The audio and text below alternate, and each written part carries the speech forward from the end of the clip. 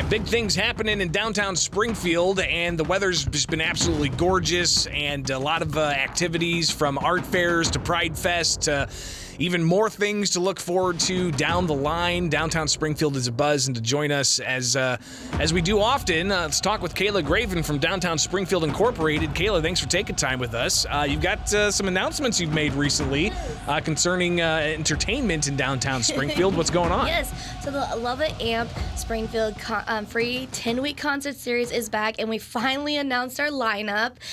We just made the announcement yesterday, so we're super excited to kick that off. It'll kick off June 1st next week with the Lily Lewis project. So I'm really excited about bringing her. She was one of my bands I really want to bring up here.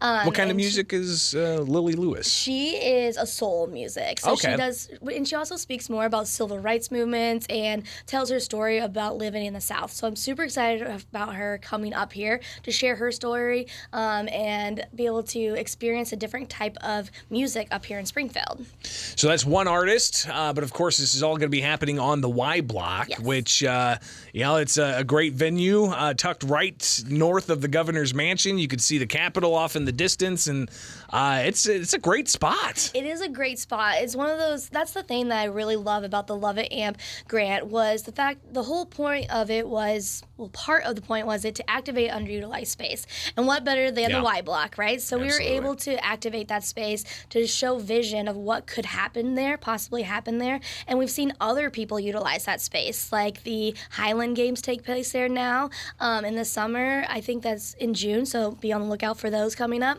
And also people just utilize that space for other things, like there's been graduation on that space. The Y used to go work out on that space. So we were able to activate that space and show what things could happen there with just an empty block. So imagine what could happen there if something is developed in that space. And a lot of conversations about how to develop that property. Again, it's prime real estate right there downtown Springfield, just north of the governor's mansion. Used to be the old YMCA, where YWCA. Thank you, and the history lesson there. But obviously, the property was kind of falling into continued disrepair, so they tore it down, and you got this vacant lot. But it's been that way for several years, and for several years, you guys with Downtown Springfield Incorporated have been lining up these concerts with the Love It Amp concert series. But what do you foresee? What's the latest conversation and the latest proposal for what that space will ultimately be? Will it be like an outdoor amphitheater, kind of a public park situation? We've heard about water features possibly down there.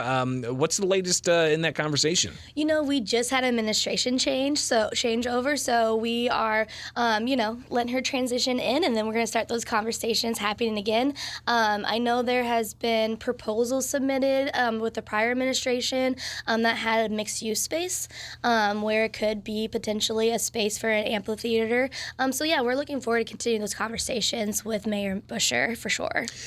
Kayla Graven with us. She is the executive director of Downtown Springfield Incorporated. And of course, it's an organization that connects businesses with businesses and advocates on behalf of downtown Springfield businesses. And things are abuzz. Huge weekend last weekend, huge weekend the weekend before last weekend. You had the Fat Ass 5K then. But of course, it's just going to be event after event after event. You've got the farmers market going on. But again, kind of give us that headline here about the Levitt concert series and some of the announcements there are. Yeah, so we're bringing back a lot of the traditions that people love, right? So there'll be food trucks available there. We also have different beverage opportunities. We're bringing back Makers Row, and if you guys want to sign up, you can go to Love It Amp Springfield's Facebook page. There's a link there to be able to sign up for Makers Row. What is Makers Row? Yeah, so Makers Row is for small businesses to set up to share, to sell their wares, right? But one of the things that we want to make sure that we've done really good with the farmers market is to help people build capital, be able to identify what products people want. So it's a place for them to showcase themselves. And eventually we try to convert them into brick and mortars or fill vacancies. So it's a very low entry point where people can come and the community can go see what they have. We also have a new thing called Community Row. So something similar to Maker's Row, right? An opportunity for smaller nonprofits to be able to show what they have, the services they provide, recruit volunteers, because we know there's a need for mentors in the kids in our communities now. So those type of community groups should come and apply for that. We also have our kids area coming. The YMCA has stepped up to help us with 5 of those dates.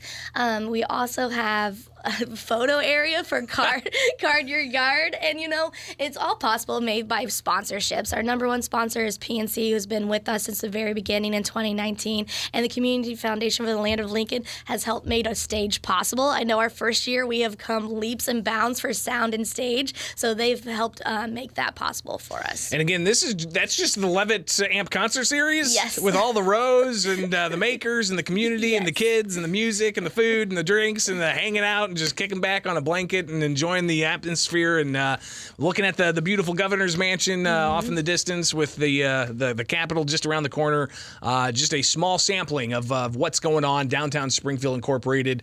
Kayla, tell us how people, businesses listening, if they're not already a member of DSI, how do they become a member of Downtown Springfield Incorporated? You can always go to downtownspringfield.org and go to our membership page to look there, or you can reach out to Haley. She is our membership manager, and she is a wonderful connection. Also, that our people that are members of us always communicate with her to be able to get their information out. That's one of the most benefits. Our Facebook page is almost up to 20,000 followers and likes, so we have a huge reach. So it's a really great tool that our members can utilize. So make that happen. Kayla, greatly appreciated as always. Looking forward to seeing you downtown Springfield, all right? Yep, thanks so much. It is Springfield's Morning News on 92.7 WMAY, Springfield's news and